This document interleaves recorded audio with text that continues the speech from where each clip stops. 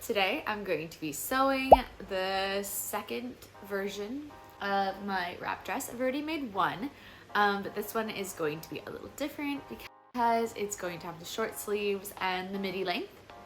But I'm really in love with the pattern, and I did get this really pretty gingham fabric and I'm excited to use this. I've already cut out most of the pattern pieces, but I thought we could do a little sew along and you can see maybe any of the parts that get a little confusing when sewing. There are not many. This is a very simple pattern, but yeah, so I'm going to bring you with me as I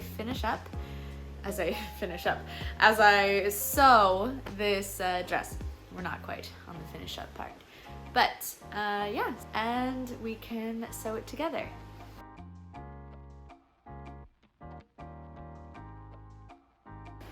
I thought it'd be nice to sew outside, so I'm setting up.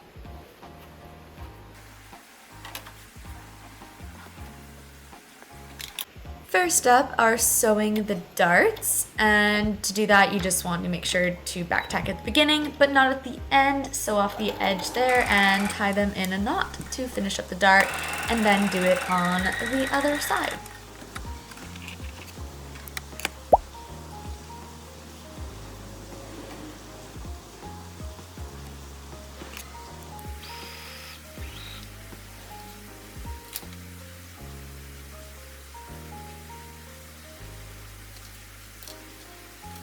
Just pinned up along the side seam, and I also pinned here at the shoulder seam, and then I'm just going to sew those with normal seam allowance. Match right sides to right sides, of course. Okay, so we're moving right along. Some the side seams and the shoulder seams, and now I'm going to show you that I have pinned together the facing, and we're also going to do the waist ties. All of these pieces do have interfacing, and this is the front facing, the reflected versions of each other, and then we're just going to sew at the shoulder seam to connect that and make it all one big piece, and then we'll attach it to the actual dress. And then over here we have a waist strap, the shorter one, and what's going to happen is we just need to fold it in half. Hard to show with one hand. It's going to be folded in half, and then we're going to sew around 3 sides. So 1, 2, actually we're just going to sew around 2 sides. So just once this is folded in half, we'll sew 2 sides and leave 1 opening. Okay, so we've got our strappy strap sewn. I left this side open here, open so we can flip. But first, before flipping, we're going to trim up right next to the seam allowance just to make it less bulky. So just like that. Doing it for my right hand to make this easier.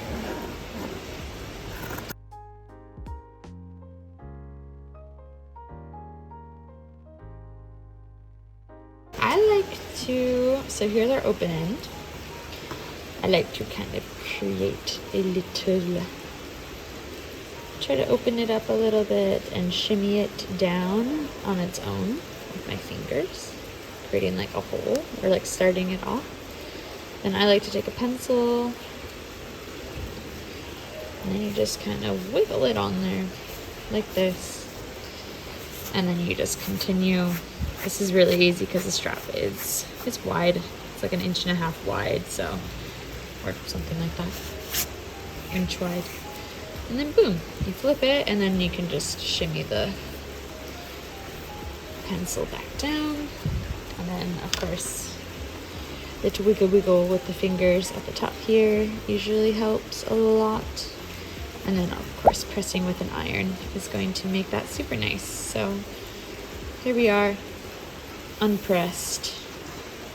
Nice little strap. I'm going to do that to the next one.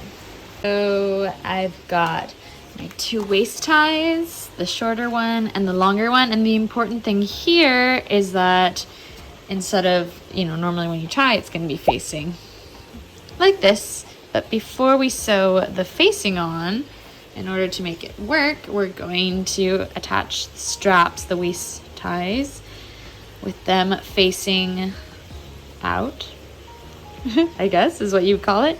So like this. So here's our short strap, and we're gonna go grab the facing. But before we do the facing, we needed to just put these straps on ahead of time.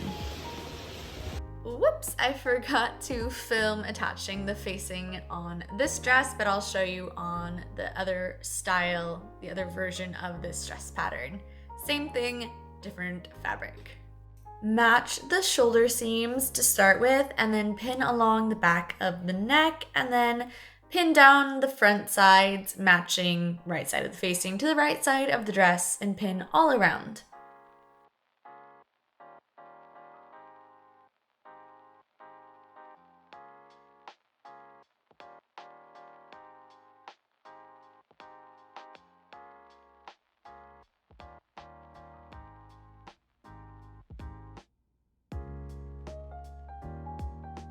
Only little tricky part about sewing the facing, and this is the front of the dress, is that when you get to the little corner right before you go down the rest of the skirt, like this is the top portion, and then you're making a little turn here, is that you need to just pivot. So you leave the needle in, lift, and then rotate the fabric.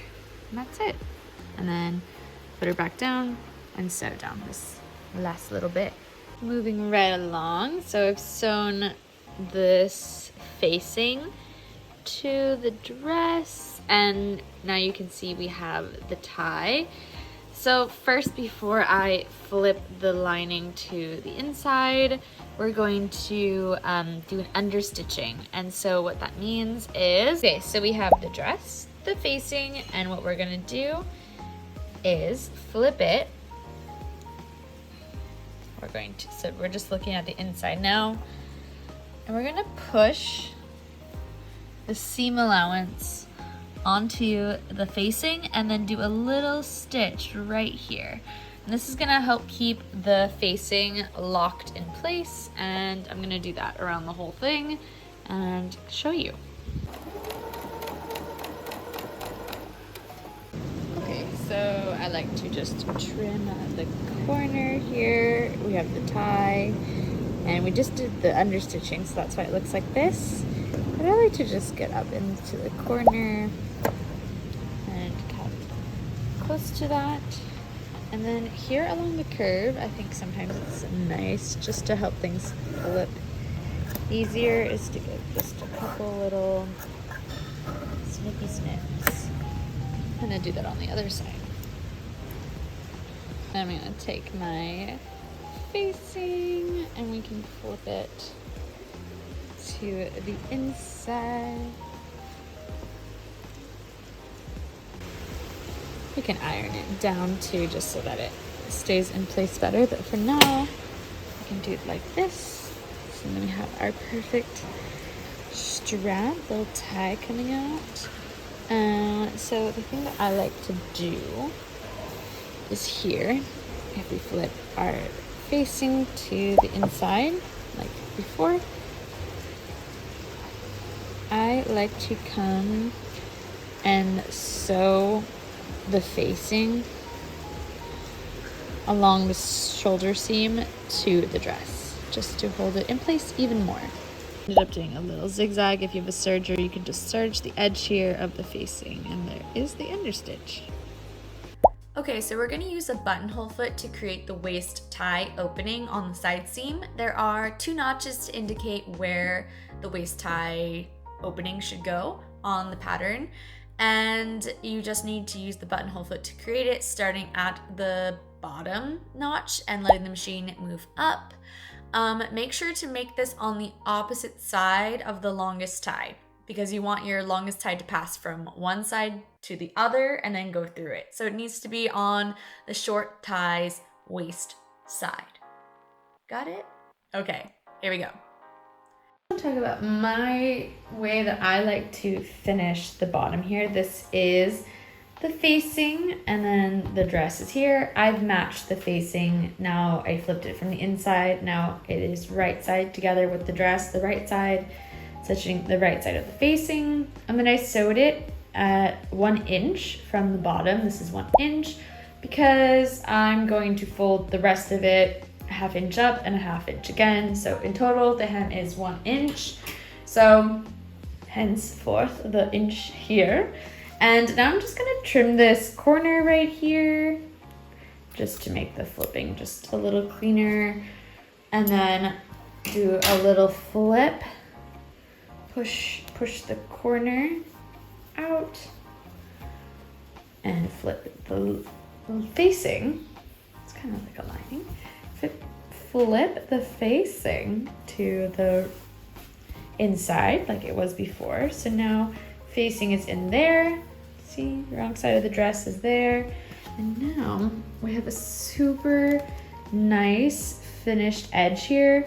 And instead of folding once and folding twice, and then you have kind of a bulky section here. So instead we have this really nice thing. What happens now is that we need to deal with the rest of the hem. So as you can see, this part is rolled up a whole inch, but we don't want any raw edges here because they fray. So what we're gonna do is just simply, you're gonna tuck everything in a 1/2 inch and flip.